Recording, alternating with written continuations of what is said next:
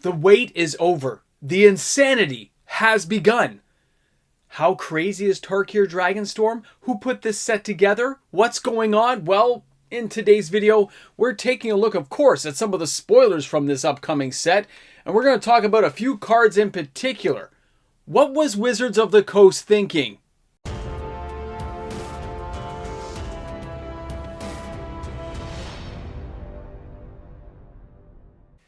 Before watching the spoiler season begin on Twitch, Magic the Gathering, I'll leave the link for you guys.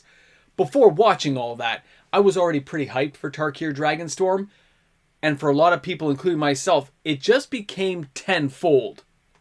Welcome back, everyone. MTG Moxman here. Thank you again for hanging out with me on my channel today.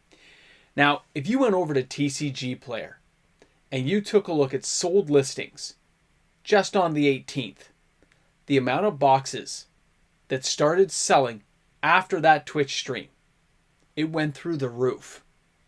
I already had a lot of minor stores already sold out of Tarkir Dragonstorm collector boxes, and that's what I'm talking about right now. Those collector boxes, they just went to the next level. All these different type of foil treatments that are being offered inside Tarkir Dragonstorm, the Halo foil, Twinkle Sparkle, Buddy Next Door foil, I don't know what you want to say. There are so many different treatment types, it blows your mind. But here's the real kicker. A lot of them look really good. They have basic land. Oh, you know what? I don't want to spoil it, but they got some really good stuff. And the cards are really well done. And it looks like there's a lot of mechanics that are going to intertwine.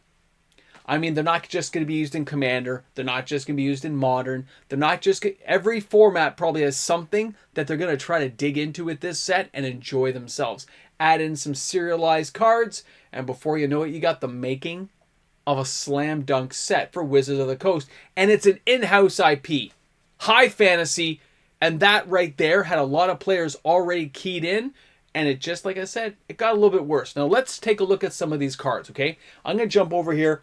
We're going to take a look at the first card, which is going to be Elspeth. Now, Elspeth, Storm Slayer. 5 casting cost, legendary planeswalker. Okay, and by the way, I'll be honest, I don't like this art. This particular art seems just so underwhelming. I don't know if it's just too... I don't know. It doesn't suit it for me. But anyway, besides that, let's look at the card. It says right there, it starts at 5 loyalty, and says, if one or more tokens would be created under your control, twice that many are created instead. Do you know how many times they've ramped up token generation? It's insane. There's so many. Now, +1. Create a 1/1 white soldier creature token, which means really you're getting 2. 0. Put a +1/+1 counter on each creature you control. Then those creatures gain flying until your next turn. What is going... This looks like such a powerful card. And then -3. Destroy target creature an opponent controls with mana value 3 or greater. I guess they're targeting dragons and big beasties. But the thing that... Planeswalkers... Let me just jump back here for a second. Planeswalkers often don't have offense and defense, which means when Elspeth comes in, right away, you can either create a couple of 1/1s, blow up a bad guy target, which helps you, all for 5. Not to mention, if you have a big bad boy beastie army out there, you can give them all +1/+1 right away to ramp up your army to finish an opponent off. This card has a lot of value across Standard, but it's also going to fit into Super Friend decks, token generation decks.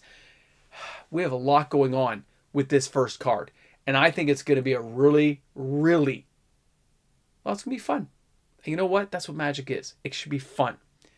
But that's not the only one. There's a lot of cards they shared with us. Let's jump over to our next card. Remember, I put the ones I was most interested in at the beginning. Our next one. Ugin.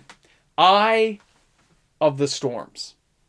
7 casting cost Ugin. Well, he better be good, right? Because he cost 7. And he has 7 loyalty. Okay. Look, he has some passive text at the top there. It says, when you cast this spell... exile up to 1 target permanent that's 1 or more colors. OMG. Then, whenever you cast a colorless spell, exile up to 1 target permanent that's 1 or more colors. +2. You gain 3 life and you draw a card. Okay, hey, for 0, you get to add 3 colorless waste mana to your mana pool. -11, and you search your library for any number of colorless non-land cards. Exile them, then shuffle. Until the end of turn, you may cast those cards without paying their mana costs. Now, by now, you can read that card yourself and realize just how overpowered this particular card is. Now, the good news is, in Standard, there's ways of dealing with this card. You got all kinds of removal spells that will take care of it. It won't be a problem, but you better be prepared because that's going to be out there. Not only in Standard, picture the Eldrazi Tron decks out there that already have maybe Ugin the Spirit Dragon, Ugin the Ineffable, and now we get this new Ugin who could put a whole smacking of cards out there, all Eldrazi coming to get you. Scary would be an understatement when I viewed this card. I talked about it in my Discord. I looked at it and just said, is that thing real? It's real, and it's coming. Now, does this make it a $100 card? Nope. Lots of ways of taking care of Planeswalkers, but you have to have that card to deal with the Planeswalker. If that gets drawn out, and you can keep it on the board, you are going to have some fun. Let me tell you. As if this wasn't enough, we still have a lot more cards to go through. Take a look at the next card. Now here's a card that a lot of players are going to be really happy to see in Standard. This is a reprint card, Craterhoof Behemoth. This was a big bad boy, man.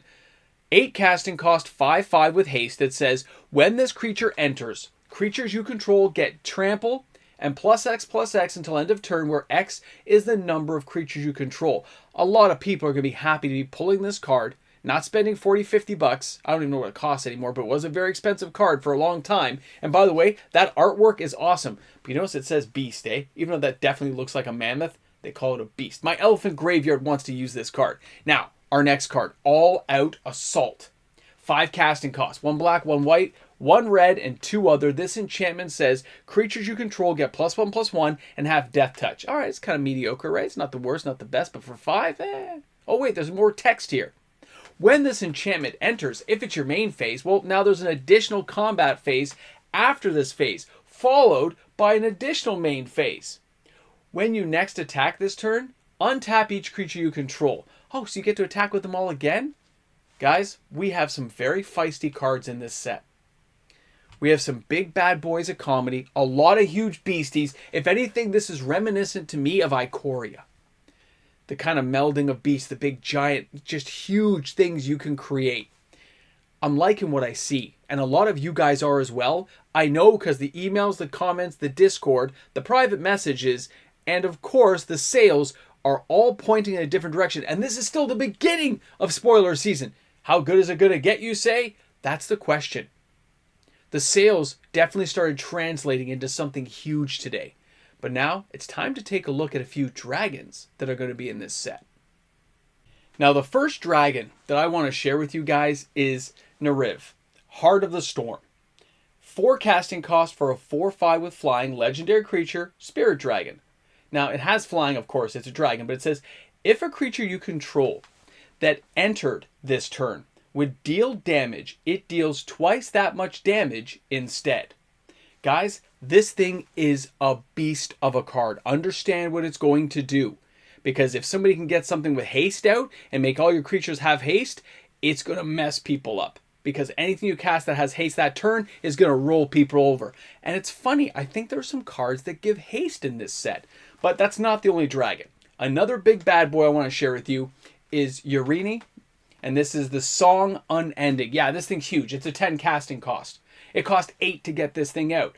But it has flying, protection from white and black. That takes care of a lot of removal spells. That's very interesting to me. Everyone looks at it and says, it's a giant beast thing that's hard to get out. But if it gets out, and if you can find a way to evade a couple of things, this is going to be a beast. When Urini enters, it deals X damage divided as you choose among any number of target creatures and or planeswalkers your opponents control, where X is the number of lands you control. Tell me this doesn't scream Commander. Tell me this isn't going in Mini Mox's deck. And you know what else is going in? This one caught me as well. Here is Maelstrom of the Spirit Dragon. Now, the only thing I care about is that second one. The last one's nice, but that second one. Add 1 mana of any color, spend it only to cast dragon spells or omen spells. These are the kind of cards that you're going to find in commander decks that are really utilized. Players are going to see it at $3-4 at first, then 5, 6, 7. Then it will settle back down. Don't jump on this unless you get it in a pack. If you open it, hold on to it if you're going to be building a dragon deck. But cards like this jump around a lot at first, so it's a card I'm interested in, but I'm not going to pay top dollar. Would you guys? It's still great, but it's for dragons, right? Anyway, so at this part of the video, after showing those huge dragons and many more that are still coming, if you understand how Wizards of the Coast works, you know that what they're doing is they are planning ahead. They will build attack cards, defense cards, counter cards to deal with all of these things, so they're not too overwhelming for players, not too one-sided. You just have to know where they are and what you're looking for. So here at the end of this video, at this point, I want to share this with you. Take a look at this, just in case you weren't thinking about it. 2 cards, Pick Your Poison and Paw Patch Formation.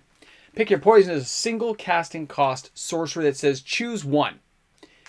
Each opponent sacrifices an artifact, each opponent sacrifices an enchantment, or each opponent sacrifices a creature with flying. Interesting, right? Now, of course, just in the same year, we've got Paw Patch Formation. 1 green and 1 other, but it's an instant, so it's faster. Choose 1. Destroy target creature with flying, destroy target enchantment, or draw a card and create a food token. Which means you get some life from that, right? Now, when you look at that, you understand, don't you? You get it now. They were building these for upcoming sets like Giant Sets with Dragons. Yeah, there was a couple of flyers in all these sets to be dealt with, but the sheer amount of flying we're going to see with dragons and all these cool enchantments that need to be dealt with means cards like Pick Your Poison and Paw Patch Formation are going to be cards that players seek out. Now, if you're one of the people on my channel, don't worry. I have taken care of this for you. So if these go really weird in price, I've got some coming. I've taken care of it for my patrons and my YouTube membership members. You don't have to sweat it. I got you. Only if it goes really crazy, okay? Like if it just goes up to 50 cents, I wouldn't worry. But if these go to like $2-3 and we got something to worry about, well, don't worry. I've ordered some in advance thinking that this was probably coming. So thanks again for hanging out. Thanks for being here on the channel. I hope you guys had a great time. I want to thank you for stopping by. Don't forget to drop some comments in the comment section. And of course, if you're new to the channel, subscribe to the channel. I think we're only like, what, 60? 60 subscribers away from 27,000. You guys made it happen. Thanks again. I'll see you guys tomorrow because there's lots more spoilers and crazy things going on. Do you know what's bigger and better than the dragons we just saw in this set? Why, it's the amazing patrons of this channel. The YouTube membership members who help out every single month. So thanks again, guys. Thanks for being there. What a great video it was to make today. To look at all these cool dragons, all these big beasties, the enchantments, the linkage, and some very powerful planeswalkers again. I'm glad we saw powerful planeswalkers. It makes me happy just saying it. I'll see you guys soon. Have a great day, guys. That's what I'm talking about. Loving it. I can't help it. It reminds me of Tarkir. I think the story's still a little bit lame from what I originally saw. Didn't really like their animation stuff. But I do like the cards. I like seeing a powerful planeswalker like Ugin. Elspeth looks like she could take somebody out, although the art looks so lame to me on that particular card. I do like what I see. This ramble jamble makes me go, yeah, I want to talk about Tarkir. I want to buy more. Think about what I'm saying. I want to buy more. Oh, and we got special guests.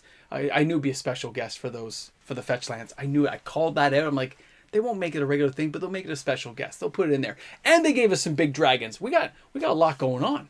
This is going to be a good set. What do you guys think? Drop some comments. Guys, ramble jamble, backstage pass. I'm cooking french fries for the kid right now, so I got to get back to it. I'll see you guys soon.